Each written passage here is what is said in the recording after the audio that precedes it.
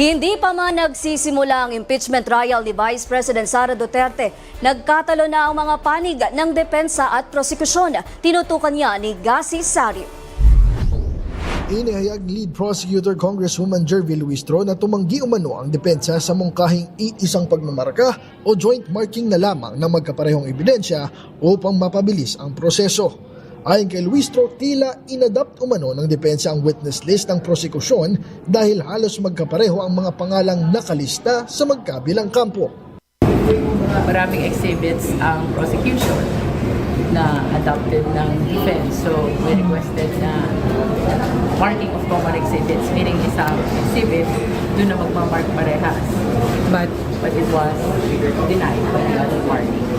So, what's gonna happen is separate marking yung sa prosecution, separate marking sa defense, even if they pertain to the same document.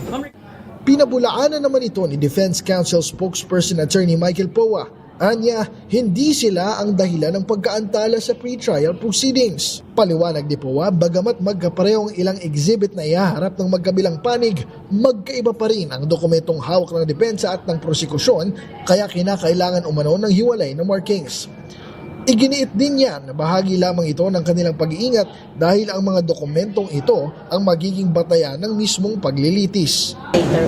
It's for the orderly conduct of the trial po. Ito pong marking kasi ng mga pieces of documentary evidence.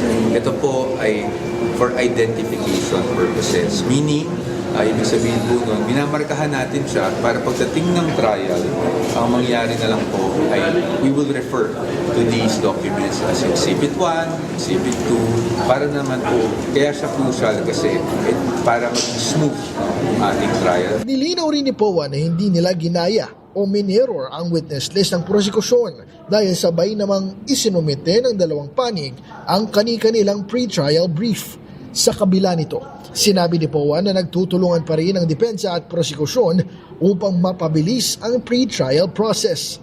Nasa ikatlong araw na ang pre-trial conference pero inaasahang maaaring madagdagan pa ng isang araw dahil sa dami ng dokumentong kailangang suriin at markahan.